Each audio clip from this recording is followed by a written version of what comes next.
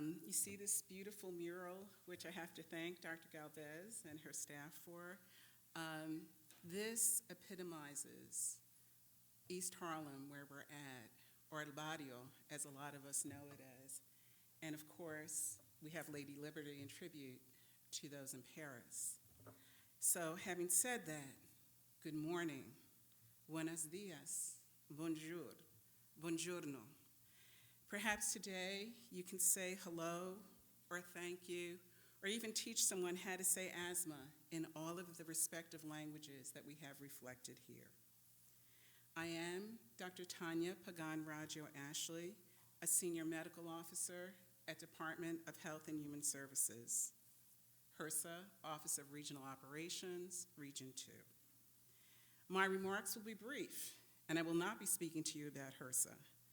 You will hear from our experts and our leaders, and you'll hear about HRSA from my Deputy Director, Ms. Cheryl Donald, who is here representing our ORO Regional Administrator, Mr. Ron Moss, both of whom I'd like to thank for their support in having this conference. So I'm here to tell you about my journey. We are all truly on a journey together about asthma. We all know that there are written records about asthma and its treatments, going back to early Egypt, China, Greece, and I'm sure many other countries. Asthma actually comes from the Greek term, and Dr. Parakis is going to help me out with this, asthma, which means short breath or panting, from azain, or breathe hard, probably related to anemos, or wind. However, whether you are someone living with asthma, a caretaker, or perhaps a partner, a community health worker, someone who works in health, public health, environmental health, someone who creates or addresses affordable, safe housing, is involved with insurance, and so on, you all have something to contribute, especially your experiences and ideas. Now, I'm going to share with you very briefly my asthma journey, which is probably similar in part to many of you. My mother and her family came from the beautiful island of Puerto Rico, and she moved to 110th Street, right down the street, a few blocks from here. She met my father, and I was born in this fine hospital. We lived in the South Bronx, nice little building, when I was first born. And then we moved to a housing project in the Bronx. And at 12, I moved to Teaneck, New Jersey, came back to the Bronx to do my pediatric residency at the other hospital, Montefiore, where we treated many children with asthma, but also many of them had the comorbidity of lead poisoning or high lead levels, both related to their home environments. Like many of you, I implemented with my colleague asthma screening and treatment programs and standards. While I was in Pittsburgh, I received a very small grant to have nebulizers at our HRSA Community Health Center. And it may seem like, why is she talking about that? Well, that was pretty novel back then. It was in the 80s. But it was very helpful because it helped our children stay out of the hospital. To fast forward, many years later, I was a professor at another institution in Manhattan, which I will not name. And they had a very, very old building, I mean hundreds of years old, and they decided to renovate it. And I started feeling kind of funny. And people looked at me and they were like, oh, it's all in your head. I started kind of sneezing and having rashes. And then I couldn't breathe. And I realized, oh, I'm having a reaction to my environment. And that's when I really realized how it really felt for the people and the patients I had been taking care of for so many years. To be fine 1 minute and be able to breathe, and then the next minute, I can't find my breath.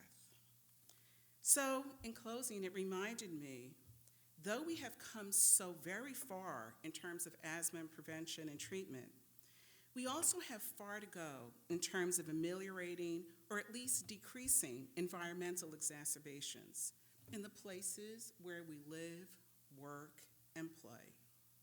So we are here today to address, as Amisha said, sustainable funding, reimbursement for home-based asthma services, perhaps for something as basic and critically important as education by the community health workers who provided so well in culturally and linguistically appropriate manners, explaining to people what asthma is, its signs, and recognizing the triggers. Or maybe it's more, as Amisha said, to provide funding, sustainable funding for supplies and structural support. Maybe something as simple as covers for dust mites. Or maybe issues in that building that my mother, or maybe you or your family moved into so many years ago that right now maybe is being fixed. Maybe it's in a community where gentrification's going on and they're fixing up one apartment and they're going to get a high rent. And while they're fixing that apartment, someone else who's been living in the building for over 30 years is having trouble breathing because their ceiling's falling down. So whether you live here in New York, whether you live in Puerto Rico, whether you live in New Jersey, or the U.S. Virgin Islands, mold can come into your home, whether it's your home or your daycare or your work. And it can happen from something as horrible as a hurricane, or like me this morning, where my roof was leaking from all the rain. So I have to go home and fix it. And I will. Or it can be that we're going to repair or try to ameliorate an infestation of roaches or rodents so that we can prevent repeated episodes of bronchospasms, ER visits, and hospitalizations. So we are here for a singular but multifactorial purpose to share our best practices on how many of you are working to help our communities, to ameliorate things in our homes and our communities, such as tobacco, exposure to secondhand smoke, perhaps garbage being burnt in our communities, but also to get reimbursement for home-based asthma services. And hopefully, by addressing both our home and our environment, will help not only those who have insurance and are able to be insured, but maybe those who can't be insured by making our entire community and our homes healthy. So thank you, and have a great day.